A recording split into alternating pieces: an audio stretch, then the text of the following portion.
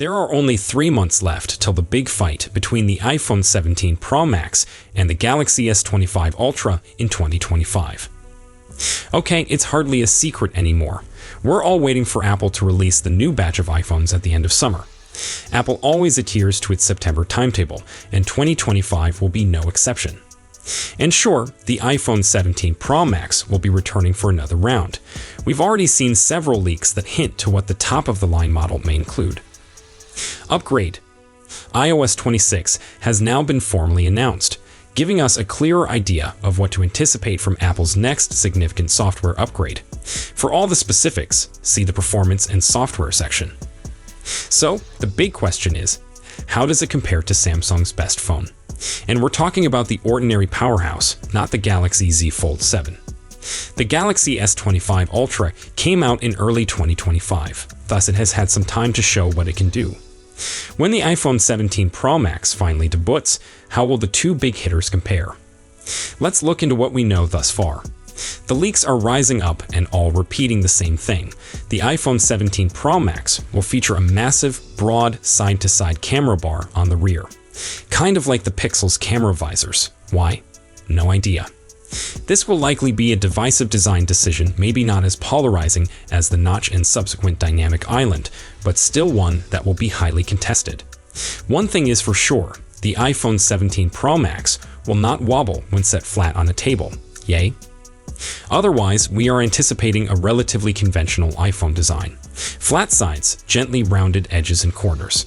Some intriguing reports indicate that the iPhone 17 Pro variants may go back to employing metal because of environmental sensitivity. That's a little out of character. The Pro iPhones have been employing super shiny stainless steel from the iPhone 12 Pro forward.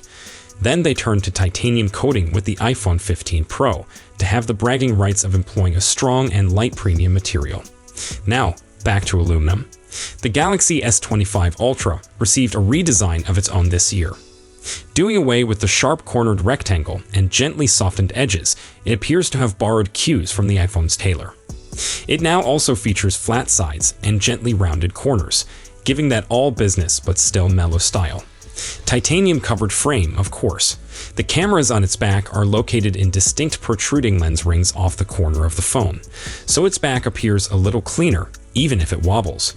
They should be scaled approximately the same. We predict a 6.9-inch display on the iPhone 17 Pro Max, and the S25 Ultra also features a 6.9-inch screen. They should be approximately the same thickness, too, but early sources tell us that the iPhone 17 Pro Max will be ever so slightly thicker. The iPhone will feature some extra buttons on its outside.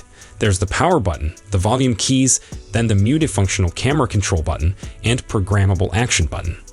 That's a lot from a firm which only a few years ago was attempting to eliminate all buttons from its phones. Samsung takes it simple here with only power, volume up, and volume down. Display differences. No surprises anticipated here.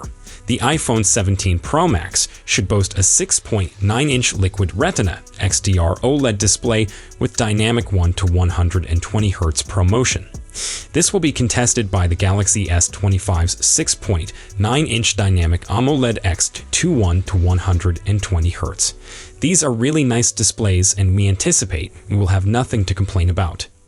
Word is that Apple is working on a new cover glass for the screen that should be more robust and include an anti-glare coating. No doubt that's because Samsung and Corning's joint-made Gorilla Armor is simply so amazing on the Galaxy S25 Ultra. Samsung's low reflectivity layer offers the panel that additional punch, and we've noticed that the screen doesn't gather those bothersome mystery scratches that spring up on our precious cell phones out of nowhere. Here's hope that Apple took notes very, very meticulously. The dynamic island cutout on the iPhone 17 Pro Max screen will supposedly, potentially, and hopefully grow a little smaller. It's the pill-shaped cutout that houses the Face ID sensors on the top of the screen, and it's a divisive subject to this day. A little size reductions would make it more palatable for those who despise it. The Galaxy S25 Ultra sports a very small punch hole in the screen for its single selfie camera, which typically doesn't get in the way of content. Apple's A-series CPUs have been at the top of the game for years. However, during the previous two generations, Silicon Slinger Qualcomm really caught up. Especially considering it cooperated with Samsung for design and manufacture, it may be a coincidence. We really don't know how much role in the process Samsung had. After all, Sammy's own Exynos processors are not fantastic. In any event, the Qualcomm Snapdragon 8 Elite, made for Galaxy within the Galaxy S25 Ultra, is a fantastic performer. We do feel that the Apple A19 in the iPhone 17 Pro Max will be gradually better after all. It will be newer tech, but we don't think the changes will be enormous. Apple does need to address some heat and throttling issues here, since the A18 can get fantastic peak scores, but can't keep them for long. Hopefully, actions will be done to improve that. Also, rumor is that Apple is working on a new cooling mechanism for the upcoming Pro iPhones, a blend of vapor chamber and graphite to tame that A19 Pro beast and enable it to operate nicely for longer. Count us interested. It's extremely probable that the iPhone 17 Pro Max may go up to 12 gigs of RAM this year. Apple didn't used to include a lot of RAM in its flagships, but the ambition to deploy AI capabilities that are constantly at the ready and operating in the background necessitates a big hardware boost. In 2024, we saw Apple upgrade many devices, especially to provide us hardware that enables Apple Intelligence. Word is, all 2025 iPhones will feature 12 gigs of RAM for the purpose of future-proofing them. After all, Apple does like to support these things for 5 years at least. Samsung's Galaxies, being Android flagships and all, have had huge levels of RAM for years now.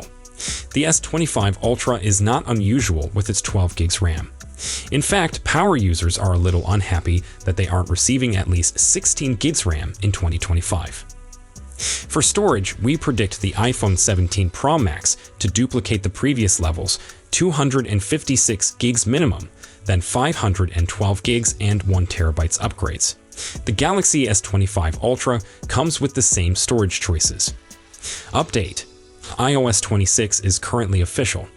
Apple calls the new design liquid glass, and it blends transparency, animations, and glass-like effects across the OS.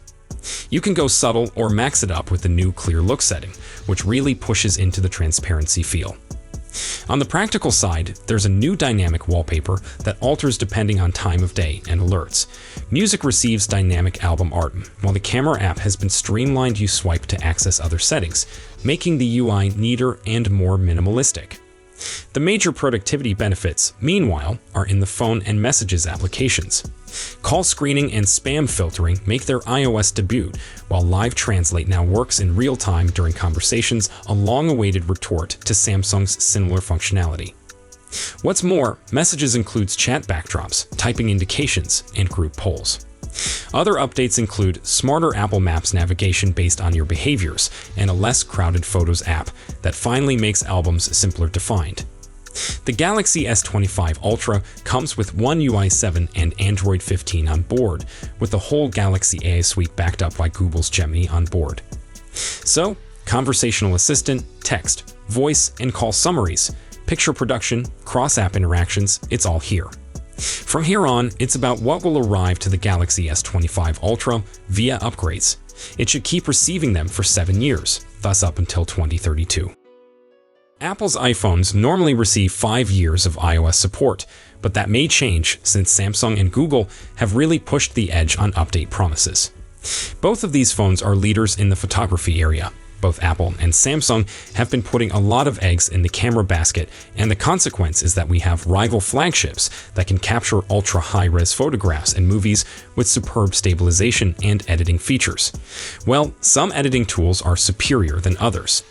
After Apple upgraded its primary, ultra-wide, and zoom cameras to incorporate high-res sensors, we now anticipate the front-facing camera to receive some love, but nothing too dramatic. A rise from 12 megapixels to 24 megapixels. We'll see what benefits that brings. Meanwhile, we are already well familiar with the Galaxy S25 Ultra's camera suite, and we are pretty delighted with it. For a time, it stood at the top of our camera benchmark score with superb performance all over, from portraits to video to selfies to landscape pictures. It hasn't been dethroned, mind you. It's only that the Xiaomi 15 Ultra defeated it by a point or two in very particular conditions. Apple normally doesn't play the battery capacity games. iPhones traditionally have had smaller batteries than their current rivals, but have made up for it with outstanding software and hardware optimizations. However, one must adapt with the times. The Pro Max devices normally contain huge batteries. The iPhone 16 Pro Max had approximately 4,700 milliamps. Buzz is that the iPhone 17 Pro Max may extend that to 5,000 milliamps. With iOS, it implies 2-day battery life easy. Samsung also doesn't push the edge too much. Ever since the Galaxy Note 7 debacle, the firm slowed down its battery efforts dramatically and now chooses to play it super safe just in case. The Galaxy S25 Ultra has 5,000 milliamps and it's fairly okay. It may last you about a day and a half with frequent usage and won't trigger your low bat phobia often. The same may be said regarding both firms' charging attempts. You won't find super speedy 100-watt charging here, just the safe figures that conventional USB-C chargers can give. It's worth mentioning that Apple's latest MagSafe chargers can supply 25 watt of electricity. The Galaxy S25 Ultra is semi-compatible with MagSafe, no magnets, but limits out at 15 watt. To summarize everything, the iPhone 17 Pro Max appears like it's going to be another steady, incremental update, improving what's already fairly great. We don't have the complete story yet, but thus yet, no leaks or rumors are yelling game changer. Honestly, that's precisely how the Galaxy S25 Ultra came out, to simply a minor step up from the S24 Ultra. And lots of S24 users are still perfectly content, not even eager to upgrade. So here's the real kicker. Can the 2025 Apple flagship outclass Samsung's 2025 flagship? The jury's still out, but chances are they'll be neck and neck, close enough to keep the fan discussions boiling for months. Because if nothing else, these two always offer us something to debate over. So that's all we know for now. We'll be sure to keep you updated as soon as we have more information. Thanks for watching.